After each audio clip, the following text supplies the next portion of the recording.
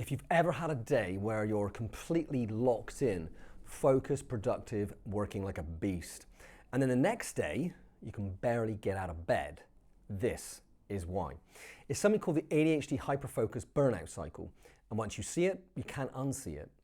Because what's actually happening here is you're performing like a Formula One race car driver without ever applying the brakes. You keep pushing and pushing until eventually you stop, not because you chose to, but because you have to. In this video, I'm going to break down exactly how that cycle works, and more importantly, how you can start experiencing more of the focused highs without the crash that follows. My name is Jamie Vasilian. I'm a hypnotherapist and coach specializing in ADHD, helping people like you take back control of your uniquely wired brain so you can move from the burnout cycle and towards more calm, sustainable performance. If you find this video useful, feel free to like, share it with someone who might need it, and if you're new here, consider subscribing. All right, let's get back in. A lot of high-performing ADHD professionals experience this pattern. You have periods of intense focus and high output, followed by a crash. Low energy, low motivation, everything feels harder, and it feels random, but it's not. There's actually a very predictable mechanism behind it, so let's break it down.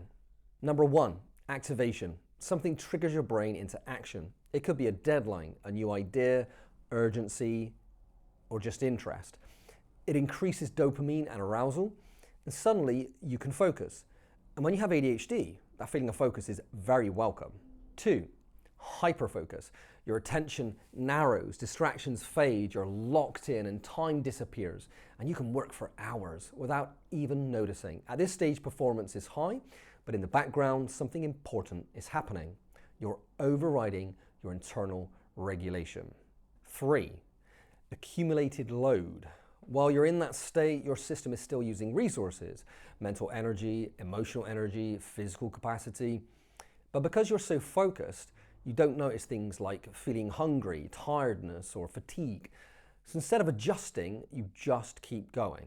And honestly, it makes sense, because when you have ADHD, this state feels good. You're finally in flow. So the thought is, why would I stop now? You might even feel like you're making up for lost time. Perhaps you took a while to get started.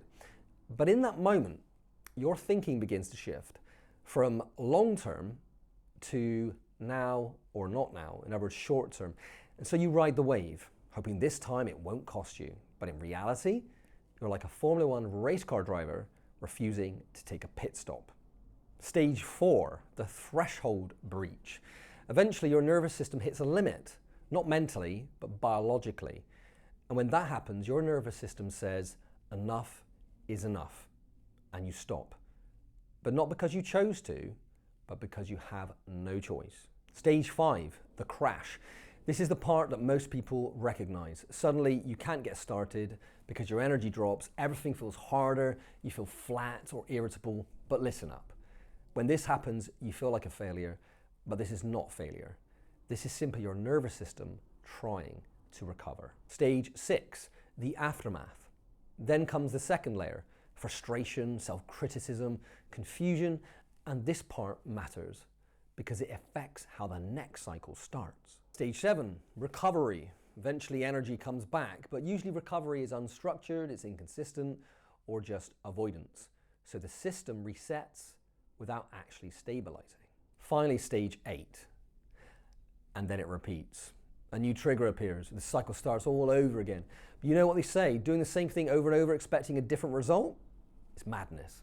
Yes, it's important to persist and keep going in life sometimes, but it's just as important to know when to stop, to pause, or change direction.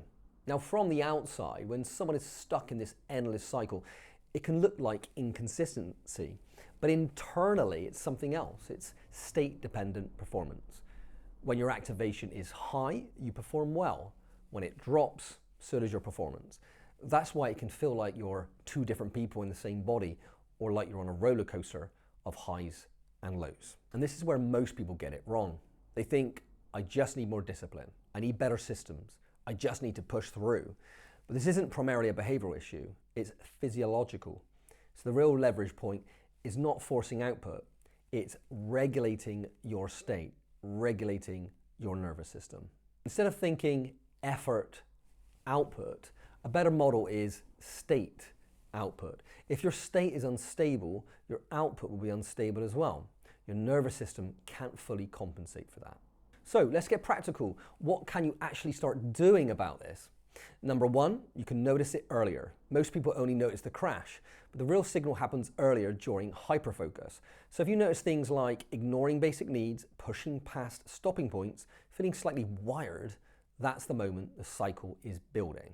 Two, you can ask a better question. Instead of, how much can I get done right now? Ask, can I maintain this tomorrow? If not, you're probably running on intensity, not sustainability. Three, don't fight the crash. When the crash hits, most people try to push through. That usually makes it worse. A better approach is lower the demand, do easier tasks, give your nervous system space and time to recover. Because the goal isn't to win the day, it's to shorten the cycle. And if you can accept this process, listening to your body and what it needs, then perhaps you can come back refreshed and win tomorrow. Four, focus on state, not just output. Most people try to improve performance by doing more, but the real shift is learning to stabilize the state that produces your best work, because over time performance becomes less about force and more about regulation. And honestly, sometimes recovery looks very simple.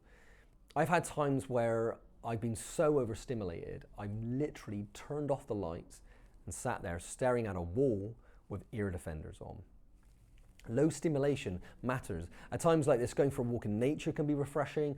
Whatever else works for you. Seeking a nervous system reset, breathing, grounding, switching off your phone, and just stepping away from the world for a while can make a really big difference rather than trying to push through. Now, if you've experienced this pattern, there's nothing wrong with you. It's not random, and it's not a lack of ability. It's a cycle driven by activation, overload, and the need for recovery. And once you understand it, you can start working with it differently. Now, if this resonates and you recognize the pattern in your own work, this is exactly the kind of thing I help people with, helping high-performing ADHD professionals and entrepreneurs stabilize their nervous system so performance becomes more consistent and sustainable. And you'll find a link below if you want to explore that further. Anyway, you've been listening to me, Jamie Vasilian, the Hypnosis for ADHD Performance Specialist, and I'll catch up with you next time. Bye for now.